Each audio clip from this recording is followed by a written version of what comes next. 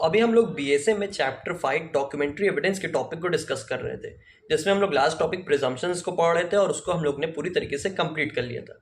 अब हम लोग मूव करेंगे अपने नेक्स्ट चैप्टर पे, यानी कि चैप्टर 6 पे, जो बात करता है exclusion of oral evidence bye documentary evidence, यानी कि कौन सिचुएशन में हमें ओरल एविडेंस को हटा के डॉक्यूमेंट्री एविडेंस की मदद लेनी होगी। यानी कि यहाँ पे ओरल एविडेंस नहीं चलेगा, डॉक्यूमेंट्री एविडेंस चलेगा। तो इसके कॉन्सेप्ट को हम लोग आज की वीडियो में डिस्कस करेंगे। इसमें सेक्शंस दिए हैं 94 से 103 के बीच, जिसमें से आज हम लोग पढ़ेंगे सेक्शन 94, 95 और सेक्शन 147। अब ये 147 कहाँ से आ गया है, अब ये इस वीडियो में आपको समझ आ जाएगा। तो चलिए स्टार्ट करते हैं अपने कॉन्सेप्ट को।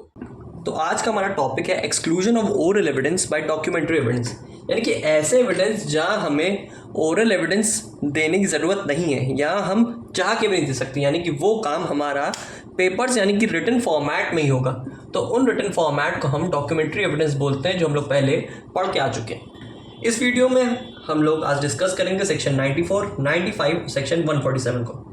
अब सेक्शन यहाँ पे 147 क्यों उठाया जा रहा है, वो इसलिए उठाया जा रहा है क्योंकि सेक्शन 147 बात करता है जनरल रूल के बारे में, वो जनरल रूल जो कनेक्ट करते हैं सेक्शन 94 और सेक्शन 95 को। तो पहले कवर हम करेंगे सेक्शन 147 को।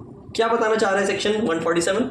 147 बात कर रहा है evidence as to matters in writing. Evidence as to matters in writing क्या बताना चाह रहा है ये स्टेटमेंट हमें? पहले पैराग्राफ रीडिंग करके इसको समझ लेते हैं। Any evidence may be asked while under examination whether any contract, grant or other disposition of property as to which he is giving evidence was not contained in a document। कहने का मतलब ये बताया जा रहा है कि अगर कोई गवाही दे रहा है, यानी कोई विटनेस किसी स्पेसिफिक एग्जामिनेशन में at the time of investigation या फिर क्रॉस एग्जामिनेशन कोई यहाँ पे कॉन्ट्रैक्ट, ग्रांट या फिर कोई अदर डिस्पोजिशन ऑफ प्रॉपर्टी से संबंधित कोई भी चीज़, यहाँ पे इन तीनों में एक भी कोई चीज़ को वो प्रूव कर रहा है या इसके बेसिस में अगर कोई वो एविडेंस दे रहा है, वो एविडेंस जो डॉक्यूमेंट में नहीं है, वो डॉक्यूमेंट में अवेलेबल नहीं है और वो उसका एविडेंस देना चाह रहा है, या फिर ये कह रहा है कि हाँ अगर वो इस डॉक्यूमेंट में अवेलेबल है। एक तरफ कह रहा है वो डॉक्यूमेंट में अवेलेबल नहीं है और दूसरी तरफ कह रहा है वो डॉक्यूमेंट में अवेलेबल है, यानी कि उसके फॉर्मेट में दिया गया है। ठीक है, अब वहाँ पे वो कुछ स्टेटमेंट दे रहा है उस स्पेसिफिक सिचुएशन में, या फिर कोई डॉक्यूमेंट ऑफ कंटेंट से कुछ चीज़ को प्रूव कर रहा है जिसमें वो कोर्ट के ओपिनियन में है और वहाँ पे कोर्ट कह रही है उसको प्रोड्यूस करो।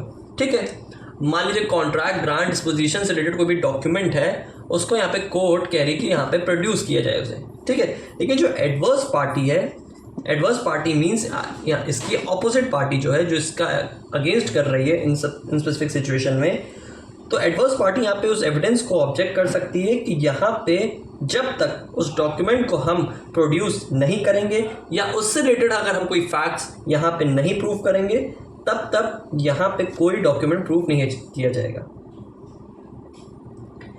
कहने का मतलब है कि मान लीजिए अगर यहाँ पे कोई डॉक्यूमेंट है, ठीक है, इससे रिलेटेड ओरिजिनल ऑफिशियल डॉक्यूमेंट है, कॉन्ट्रैक्ट, ग्रांट और डिस्पोजिशन को से संबंधित। ठीक है, अब वो डॉक्यूमेंट यहाँ पे कोर्ट ने कहा प्रोड्यूस करो। ठीक है, तो यहाँ पे अगर कोर्ट उसको प्रोड्यूस करवाना चाह रही है और विटनेस यहाँ पे प्रोड्यूस नहीं कर पा रहा है, तो यहाँ पे सामने वाली पार्टी आपसे ये कह सकती कि यहाँ पे इसके लिए अब कोई सेकेंडरी एविडेंस को पेश किया जाए। अगर आपके पास ओरिजिनल है और वो उसका आप एविडेंस ओरल में दे रहे हैं, ओरली बता रहे कि एक कॉन्ट्रैक्ट हुआ था दो पार्टी के बीच, या कोई ग्रांट है, टर्म्स एंड कंडीशन कुछ थी, या फिर कोई प्रॉपर्टी का डिस्पोजिशन हुआ था। ठीक है, तो उससे रिलेटेड यहाँ पे कुछ स्पेसिफिक डॉक्यूमेंट यहाँ पे कोर्ट के सामने प्रोड्यूस करना है। लेकिन एडवर्स पार्टी कह रही है कि अगर आप उस डॉक्यूमेंट को प्रोड्यूस नहीं कर पा रहे हैं या फिर फैक्ट्स आपको उसके क्लैरिफाई नहीं है, तो आप उससे रिलेटेड इसका सेकेंडरी एविडेंस यानी कि इसकी फोटो कॉपी को प्रेजेंट करिए कोर्ट के सामने। ये इसका जनरल रूल बता रहा है, प्रिंसिपल रूल है सेक्शन 47। ठीक है, इसमें एक एक्सप्लेनेशन भी साथ में अटैच की गई है सेक्शन 47 में। क्या बताना चाह रहा है ये explanation? A witness may give oral evidence of the statement made by other person about the content of document if such statements are in themselves relevant fact. क्या बताया जा रहा है कि विटनेस यहाँ पे ओरल एविडेंस दे सकता है उस स्पेसिफिक स्टेटमेंट का जो किसी दूसरे पर्सन द्वारा यहाँ पे बोले गए हैं।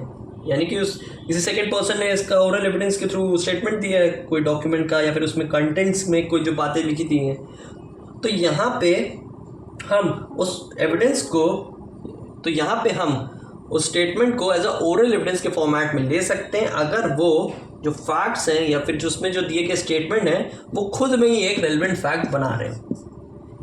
यानी कोई फैक्ट है जिसको हमें प्रूव करना है, ठीक है। अब वो फैक्ट यहाँ पे हमको जो प्रूव करना है वो ओरल एविडेंस में है, तो ओरल एविडेंस में दिया गया फैक्ट यहाँ पे खुद में रेलिवेंट फैक्ट बन सकता है। कौन सी कंडीशन में? जब वो खुद में ही एक रेलिवेंट फैक्ट क्रिएट कर रहे हैं। नहीं समझे होंगे तो एक एग्जांपल ले रहे हैं। मान लीजिए यहाँ पे ए ने बी को मारा है, ठीक है, तमाचे से मार दिया है, जड़ दिया है, ठीक है। अब यहाँ पे बोला जा रहा है कि अब यहाँ पे क्वेश्चन उठा क्यों मारा गया, जो तो यहाँ पे सी पर्सन है, थर्ड पर्सन यहाँ पे आ रहा है, ठीक है। तो सी ने ये सुना ए को, मतलब कि यहाँ पे ए ने डी से बात की। अब यहाँ पे ए ने बी को मारा पहले, फिर ए ने यहाँ पे डी से बात की, तो ए की जो डी से बात हुई वो यहाँ पे सी ने सुन ली, ठीक है। सी ने यहाँ पे ये सुना कि यहाँ पे उसने चोरी की थी, बी ने यहाँ पे चोरी की थी इसलिए मुझे मारना पड़ा, इसलिए मुझे उसका रिवेंज लेना पड़ा, ठीक है। अब यहाँ पे देखिए ए का मोटिव क्या है, असॉल्ट का है कि नहीं, उसको मारा है, रिवेंज ये लिया गया था कि उसने चोरी की है। तो यहाँ पे ए का मोटिव क्लैरिफाई कर रहा है कि यहाँ पे उसका क्या मतलब मारने का इंटेंशन था उस पर्सन को, और यहाँ पे उससे रिलेटेड वो उसका एविडेंस भी प्रोवाइड कर रहा है सामने। तो इतना ही अगर एविडेंस से हमें क्लैरिफाई हो जा रहा है मोटिव ए का, तो हमें क्या कोई ज़रूरत है दूसरे अदर एविडेंस की प्रोवाइड करने की? कोई ज़रूरत है? अगर ओरल एविडेंस से ही हमारा फैक्ट प्रूफ हो जा रहा है, वो फैक्ट जो खुद में एक रेलेवेंट फैक्ट की सिचुएशन क्रिएट कर रहा है, तो हमें उस सिचुएशन में ओरल एविडेंस की नीड नहीं है। तो हमें उसमें कोई डॉक्यूमेंट्री अदर स्पेसिफिक एविडेंस की नीड नहीं है। ओरल एविडेंस से ही हमारा काम चल जाएगा, उसी से हमारा फैक्ट रेलेवेंट फैक्ट बन जाएगा, ठीक है। तो ये था सेक्शन 47 इसका जनरल रूल। अब हम लोग ने प्रिंसिपल रूल, मेजर रूल यानी कि सेक्शन 47 को कवर कर लिया। अब देखते हैं सेक्शन 94 और 95 क्या बताना चाह रहा है। 94 बात कर रहा है evidence of terms of contract, grants and other disposition of property reduce to form of a document. हम अगर कोई कॉन्ट्रैक्ट, ग्रांट या कोई प्रॉपर्टी के डिस्पोजिशन से रिलेटेड कोई चीज़ को हम ओरली अगर प्रूव कर रहे हैं, तो वो ओरल फॉर्मेट एक रिटन डॉक्यूमेंट के फॉर्मेट में रिड्यूस या फिर कंप्रेस किया जाएगा, ठीक है। इसमें यही बताया गया है कि अगर कोई डॉक्यूमेंट है कॉन्ट्रैक्ट, ग्रांट और डिस्पोजिशन के फॉर्मेट में, कॉन्ट्रैक्ट जैसे मान लीजिए दो लोग का आपस में स्पेसिफिक कॉन्ट्रैक्ट हुआ ए बी पार्टीज़ का, ठीक है। ग्रांट कोई टर्म्स एंड कंडीशन हो गई, डिस्पोजिशन यानी कि मान लीजिए कोई डिस्ट्रक्शन या फिर कोई ओनरशिप या पोजीशन के टाइटल से रिलेटेड कुछ डिस्प्यूट है दो पार्टीज़ के बीच में, तो उससे रिलेटेड कोई स्पेसिफिक ये ऑफिशियल डॉक्यूमेंट है, ठीक है। तो ऑफिशियल डॉक्यूमेंट का हमें ओरल एविडेंस देने से ही काम हमारा नहीं चल जाएगा, हमें इसके लिए डॉक्यूमेंट्री एविडेंस को भी प्रूव करना ज़रूरी है, यानी कि हमें इसको रिटन फॉर्मेट में लाना ज़रूरी है, उसको हमें लाना पड़ेगा। और यहाँ पे यही टर्मिनोलॉजी क्रिएट की जा रही है कि अगर हम यहाँ पे कॉन्ट्रैक्ट, ग्रांट और डिस्पोजिशन का हम अगर रिटन डॉक्यूमेंट से उसको प्रूफ कर ले जा रहे हैं, तो यहाँ पे हमें नो सच अदर एविडेंस की रिक्वायरमेंट नहीं है। यानी कि हमें अगर डॉक्यूमेंट से हमारा ऑफिशियल डॉक्यूमेंट प्रूफ हो जा रहा है, तो हमें अदर एविडेंस की नीड नहीं पड़ेगी उसको स्पेसिफिक डॉक्यूमेंट को प्रूव करने में। और अगर मान भी लीजिए हमें अगर रिटन डॉक्यूमेंट के अलावा भी कोई सिचुएशन बन रही है, यानी कोई एक्सेप्शन क्रिएट हो रही है कि हमें उसको रिटन डॉक्यूमेंट हमारे पास नहीं है, नहीं मिल रहा है, तो हम क्या करें उस सिचुएशन में, तब हम कैसे अपने डॉक्यूमेंट को प्रूव करें? तो यहाँ पे हमें सेकेंडरी एविडेंस लगा सकते हैं। अब आप सेक्शन 94 को एक बार सेक्शन 147 के साथ जब रीड करेंगे, तो आपको सेक्शन 147 का जनरल प्रिंसिपल पता चल जाएगा। उसी सेक्शन 147 को ये 94 कंटिन्यू कर रहा है कि हमें यहाँ पे सारा डॉक्यूमेंट, अगर कोई भी अगर ऐसा स्टेटमेंट है या फिर कोई ऐसा कुछ सिचुएशन क्रिएट हो रही है जिसमें कॉन्ट्रैक्ट, ग्रांट और डिस्पोजिशन से रिलेटेड कुछ फैक्ट प्रूफ करना पड़ रहा है हमें, तो यहाँ पे हमें उस डॉक्यूमेंट से रिलेटेड रिटन डॉक्यूमेंट को ही प्रूव करना पड़ेगा, या फिर डॉक्यूमेंट जो खुद में ही वो इटसेल्फ एक आपका एविडेंस के फॉर्मेट में यूज़ किया जा रहा है, तो हमें उससे ही अपने डॉक्यूमेंट को प्रूव करना पड़ेगा। या फिर इन जनरल अगर कुछ ऐसी सिचुएशन पड़ रही है तो हम एक्सेप्शन में अपने सेकेंडरी एविडेंस को ले सकते हैं अपने डॉक्यूमेंट को प्रूव करने के लिए, और यहाँ पे वो सेकेंडरी एविडेंस यहाँ पे एडमिट कर लिया जाएगा स्पेसिफिक प्रोविजन के अकॉर्डिंग जो दिया गया सेक्शन 94 में। ये बता रहा है हमको सेक्शन 94। सेक्शन 94 यहाँ पे कुछ चीज़ को और क्लासीफाई कर रहा है। ये यहाँ पे 2 एक्सेप्शन भी बता रहा है, ठीक है, एक्सेप्शन 1, 2, और साथ ही ये एक्सप्लेनेशन 1, 2 को भी बता रहा है, ठीक है। सॉरी, इसमें एक्सप्लेनेशन 3 दी गई है, ठीक है। 2 एक्सेप्शन 3 एक्सप्लेनेशन। समझते पहले एक्सेप्शन को। एक्सेप्शन का मतलब ये हुआ कि हमें ये कॉन्ट्रैक्ट, ग्रांट और डिस्पोजिशन को प्रूव करना पड़ रहा है रिटन डॉक्यूमेंट की वजह से, तो हमें यहाँ पे अदर कोई डॉक्यूमेंट की नीड नहीं है। तो एक्सेप्शन 1 और 2 को पहले पढ़ते हैं। तो एक्सेप्शन 1 बता रहा है कि when a police officer is required by law to be appointed in writing and when it is shown that any particular person has acted as such officer the writing by which he is appointed need not to be proved. मान लीजिए कोई police अधिकारी, police officer है, वो अपने appointment की बातें एक राइटिंग या फिर एक कागज़ में देता है, ठीक है, सबमिट करता है किसी स्पेसिफिक पर्टिकुलर पर्सन को। वो पर्टिकुलर पर्सन जो एज अ पुलिस ऑफिसर उसके सीनियर अथॉरिटी में एक्ट कर रहा है, ठीक। तो यहाँ तक आपको बात समझ आ गई। तो यहाँ पे उसके अपॉइंटमेंट से रिलेटेड चीज़ों को, यानी कि उसका अपॉइंटमेंट लेटर है, जाहिर सी बात है, तो अपॉइंटमेंट लेटर को उसको प्रूव करने की ज़रूरत नहीं है, ठीक है। अगर उसने यहाँ पे अपॉइंटमेंट लेटर राइटिंग में दे दिया है तो वही राइटिंग वाला appointment letter as a secondary या फिर डॉक्यूमेंट्री एविडेंस ट्रीट कर लिया जाएगा। हमें इसके अलावा कोई स्पेसिफिक एविडेंस को लगाने की या फिर उसमें ऐड करने की ज़रूरत नहीं है। पहला एक्सेप्शन, ठीक है। दूसरा बात कर रहा है wills admitted to probate in India may be prove by the probate. अब विल्स है, कोई वसीहत है, तो वसीहत को हमको अगर प्रूव करना है या फिर उसका एडमिशन हमें अगर करना है तो यहाँ पे प्रोबेट के थ्रू होगा। प्रोबेट का मतलब होता है कोई ऐसी सर्टिफाइड कॉपी जो कोर्ट इशू करके देती है। आपकी स्टाम्प ड्यूटी हो गई या विल से रिलेटेड कोई स्पेसिफिक डॉक्यूमेंट्स हो गए जिसका सर्टिफिकेशन कोर्ट में प्रेजेंट होता है या कोर्ट के पास होता है, तो उससे जुड़ा हुआ अगर कोई भी डॉक्यूमेंट कोर्ट अगर आपको दे रही है, सर्टिफाइड मैनर में दे रही है, रिटन डॉक्यूमेंट है, सेकेंडरी एविडेंस है, डॉक्यूमेंट्री एविडेंस है, तो उस बेसिस में हमें इसके अलावा विल्स को प्रूव करने के लिए कोई अदर सच एविडेंस या फिर स्पेसिफिक डॉक्यूमेंट की नीड या फिर रिक्वायरमेंट नहीं है। था ये इसका 2 एक्सेप्शन, ठीक है। अब एक्सप्लेनेशन क्या बता रहा है? एक्सप्लेनेशन का मेनली वही होता है कि आपका जो सेक्शन है इसका समरी डिटेल्स क्या होगा या इसका और क्लैरिफिकेशन और क्या होगा, ये हम एक्सप्लेनेशन में पढ़ते हैं, ठीक है। एक्सप्लेनेशन 1, 2, 3, ठीक। तो 1 क्या बताना चाह रहा है कि यहाँ पे ही बताया जा रहा है कि ये जो सेक्शन है, सेक्शन कौन सा 94, ये हर एक केस में इक्वली अप्लाई करेगा जिसमें कॉन्ट्रैक्ट, ग्रांट या फिर डिस्पोजिशन को लेकर बात की गई है, उसमें कुछ स्पेसिफिक ये कंटेंट्स मेंशन्ड हो, ठीक है, ये इक्वली अप्लाई करेगा, ठीक है। ये इसमें बताया जा रहा है। तो और इसमें साथ में ये भी कहा जा रहा है कि अगर इसमें एक से ज़्यादा भी अगर डॉक्यूमेंट मेंशन है तो साथ में तो भी ये सेक्शन उसमें अप्लाई किया जाएगा। मान लीजिए एक से ज़्यादा कोई स्पेसिफिक कॉन्ट्रैक्ट है, डॉक्यूमेंट है या फिर कोई प्रॉपर्टी से डिस्पोजिशन से रिलेटेड कोई डॉक्यूमेंट है स्पेसिफिक, तो उन जैसी सिचुएशन में अगर कोई एक से ज़्यादा कागज़ है उसमें भी ये सेक्शन 94 अप्लाई होगा इक्वली, ठीक। सेकेंड एक्सप्लेनेशन बता रहा है कि अगर इसी डॉक्यूमेंट का एक से ज़्यादा ओरिजिनल है, मोर देन 1 ओरिजिनल, ठीक है, तो उस सिचुएशन में हमें केवल एक ओरिजिनल की ही नीड है। सिर्फ एक ओरिजिनल से हमारा डॉक्यूमेंट प्रूव कर लिया जाएगा, हमें कोई दूसरा ओरिजिनल लगाने की ज़रूरत नहीं। मान लीजिए कई बार होता है कि एक ही कॉन्ट्रैक्ट में 2 कागज़ जुड़े हुए हैं, तो एक ओरिजिनल है तो उसी से प्रूव कर लीजिए, वो एडमिट कर लिया जाएगा। तीसरा एक्सप्लेनेशन क्या बताना चाह रहा है कि the statement any document whatever of a fact other than facts referred to this section shall not preclude the admission of oral evidence as to be same fact.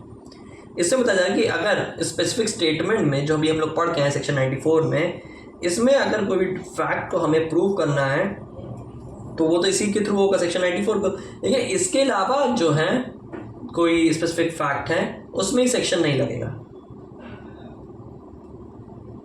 तो उसमें ये सेक्शन नहीं लगेगा, जिसमें इसके अलावा अगर कोई फैक्ट यानी कि कॉन्ट्रैक्ट, डिस्पोजिशन और ये आपका हो गया ग्रांट वाला जो टर्म्स हैं, तो इन 3 टर्म्स के अलावा अगर हमें कोई चौथा टर्म्स को प्रूव करना पड़ेगा, any other fourth term other than these 3 terms, तो उन सिचुएशन में हमें यहाँ पे ये सेक्शन 94 अप्लाई नहीं करेगा, ठीक है। And shall not preclude the admission of oral evidence as to the same fact, और इसमें सेम फैक्ट में हमें ओरल एविडेंस इसमें नहीं लगेगा, ठीक है। तो ये था आपका सेक्शन 94 इसमें सिंपली बात कर रहा है ग्रांट, कॉन्ट्रैक्ट और डिस्पोजिशन से रिलेटेड डॉक्यूमेंट के बारे में, इसको रिड्यूस करके हैंड राइटिंग फॉर्मेट में ले लिया, जिसमें 2 एक्सेप्शन है और 3 एक्सप्लेनेशन है।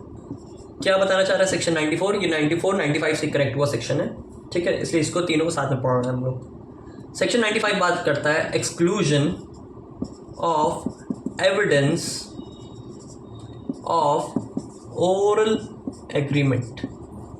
ये यहाँ पे ओरल एग्रीमेंट से दिए गए एविडेंस को एक्सक्लूड कर रहा है, यानी कि हटा रहा है। क्या बता रहा है सेक्शन 95? इसमें बात ये कही गई है कि अगर यहाँ पे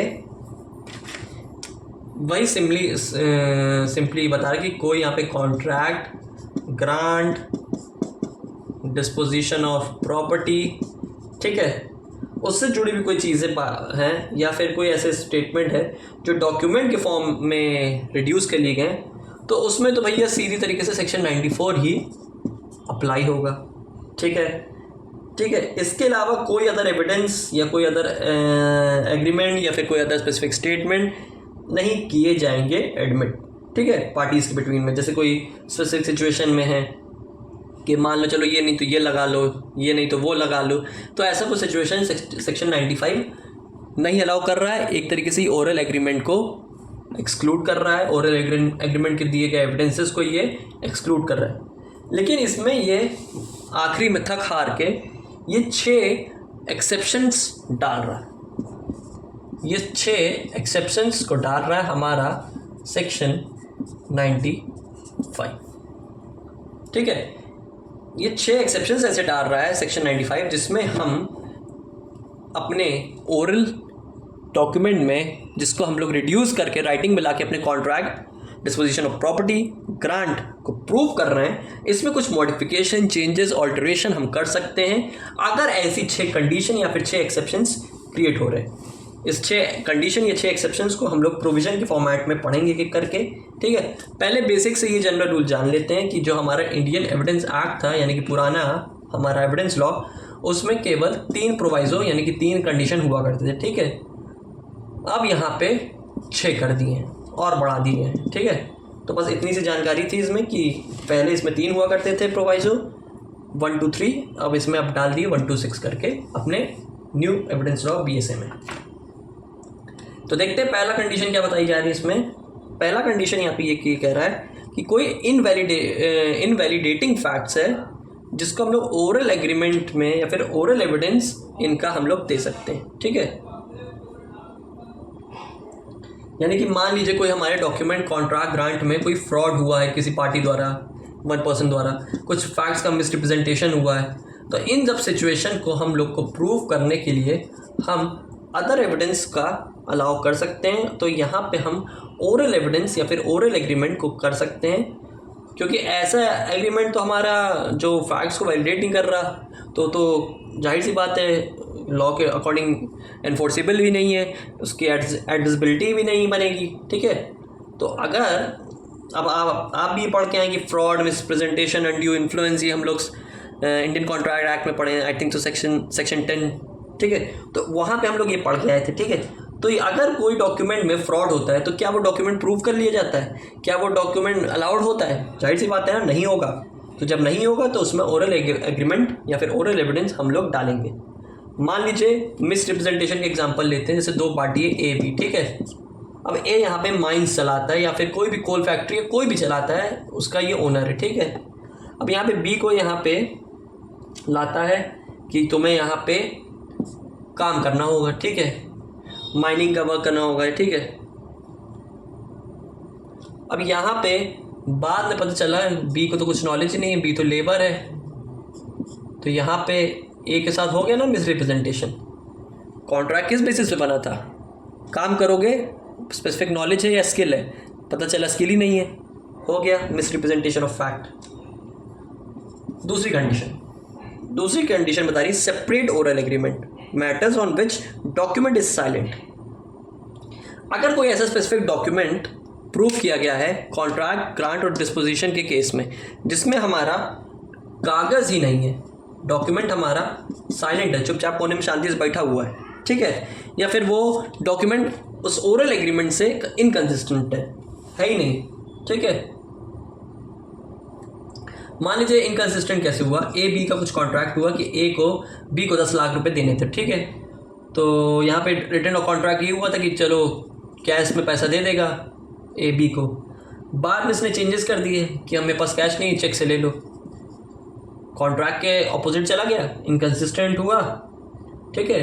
जो टर्म्स एंड कंडीशन हम लोग बनाते हैं कॉन्ट्रैक्ट के टाइम, तो वो उससे विपरीत हो गया, डिफरेंट हो गया, ठीक है। जब विपरीत हो गया, डिफरेंट हो गया, तो उसके लिए अब हम ओरल एविडेंस यहाँ पे अलाउ कर देंगे।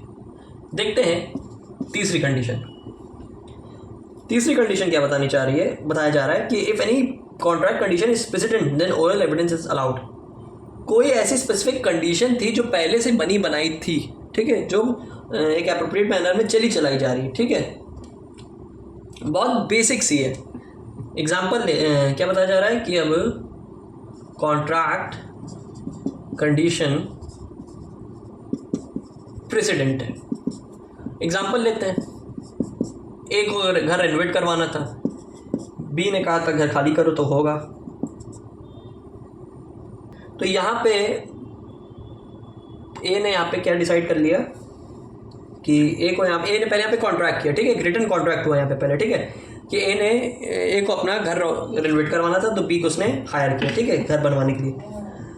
यहाँ पे उसने कंडीशन रख दी ए ने अब कि तुम्हारा घर मैं तभी रेनोवेट या रिपेयर करूंगा जब तुम घर मुझे खाली करके दोगे, वेकेंट, ठीक है। खाली घर पे काम होगा भैया, तुम निकलो तो काम हो, पहले से कंडीशन डाल दी। तो उसके लिए अब ओरल एग्रीमेंट यहाँ पे ये उसने डाल दिया कि घर खाली करो तो काम होगा। तो ये ओरल एविडेंस यहाँ पे जो बोला गया है ये ऐसे ही प्रूव हो सकता है, इसके लिए कोई कागज लगाने की जरूरत नहीं है। इतनी सी बात कह रहा है कंडीशन 3। फोर्थ कंडीशन, इसमें बताया गया कि अगर हमारा ऑलरेडी रिटन कॉन्ट्रैक्ट बना हुआ है दो पार्टीज में सब्सिक्वेंटली, क्या बताना चाह रही है, when the existence of distinct subsequent oral evidence to rescind or modify such contract, ठीक है, पहले से अगर कोई रिटन कॉन्ट्रैक्ट दो पार्टीज के बीच में बना हुआ है, ठीक है, उसके बाद एक कुछ समय बाद सब्सिक्वेंटली यानी कि आफ्टर सब टाइम एक ओरल एग्रीमेंट और बनाया जाता है, ठीक है। अभी देखिए रिटन कॉन्ट्रैक्ट यहाँ पे हुआ दो पार्टी के बीच पहले से, फिर बाद में एक ओरल एग्रीमेंट बनाया जा रहा है। पहला कॉन्ट्रैक्ट दूसरा कॉन्ट्रैक्ट दोनों डिफरेंट है, ठीक है। अब यहाँ पे क्लैश किया, यहाँ पे सिचुएशन क्रिएट हुई, तो यहाँ पे उस सिचुएशन में वो अगर ओरल एग्रीमेंट हमारे ओरिजिनल कॉन्ट्रैक्ट से डिफरेंट है तो उसके सिचुएशन में हम यहाँ पे ओरल एग्रीमेंट का एविडेंस देके उस अपने फैक्ट को प्रूव कर सकते हैं। यहाँ पे हमारा ओरल एविडेंस अलाउ कर दिया जाएगा। लेकिन अगर इसमें सिचुएशन ऐसी क्रिएट होती, एक्सेप्शन ले लेते हैं, मान लेते हैं जैसे कि ए को घर बेचना था अपना, ठीक है, सेल एग्रीमेंट हुआ, रिटन में हुआ, इमूवेबल प्रॉपर्टी है, ठीक है। अब लेकिन यहाँ पे बाद में कुछ चेंजेस किया कि बी ने अपना घर बेचा, कुछ टाइम बाद ओरल एग्रीमेंट कर दिया, ठीक है। अब यहाँ पे ओरल एग्रीमेंट प्रूफ नहीं होगा, ओरल एविडेंस यहाँ पे नहीं लगेगा।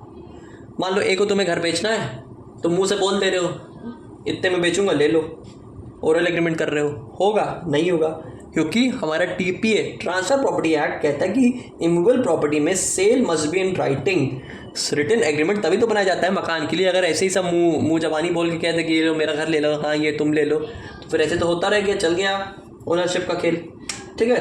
तो चौथी कंडीशन इसी के बारे में बात कर रही कि ओरल एग्रीमेंट हम प्रूफ तो कर सकते हैं, लेकिन वो सब्सिक्वेंट चेंजेस उसमें हम कर सकते हैं, उतने लिमिट तक हम कोई भी मॉडिफिकेशन कर सकते हैं जितना वो सामने वाली पार्टी को अफेक्ट भी ना करे और वो कॉन्ट्रैक्ट के अंदर ही रहे, ठीक है।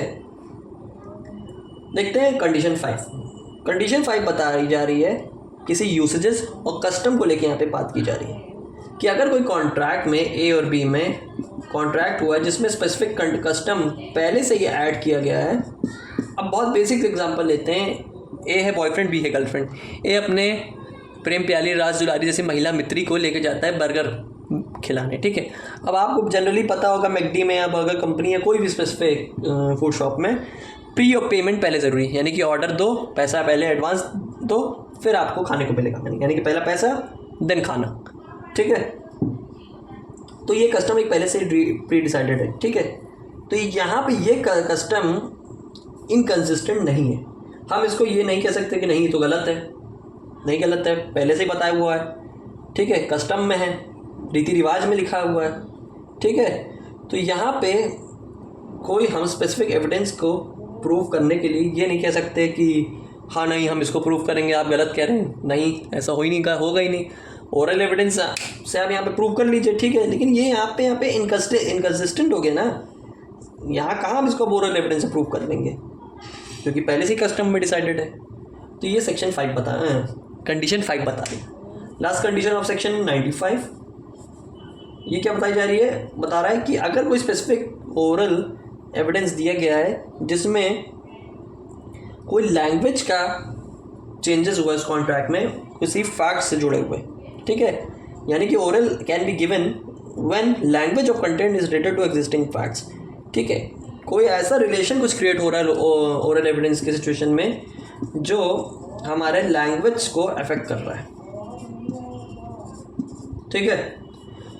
Any fact may be proved which shows in what manner the language of a document is related to facts. कोई भी हम लोग डॉक्यूमेंट कर देते हैं, जैसे मान लीजिए एग्जांपल है, ए बी से लोन लेता है कुछ अमाउंट का 1 तारीख को, ठीक है, 1 जनवरी को। फिर बी कहता है कि आज मैं आपका पैसा लौटा दूंगा या वापस कर दूंगा।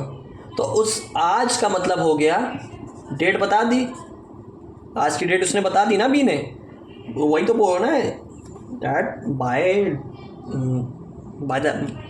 by the language he is expressing the facts through oral evidence that मैं इसका पैसा आज दे दूंगा। तो आज का means he is deciding the date.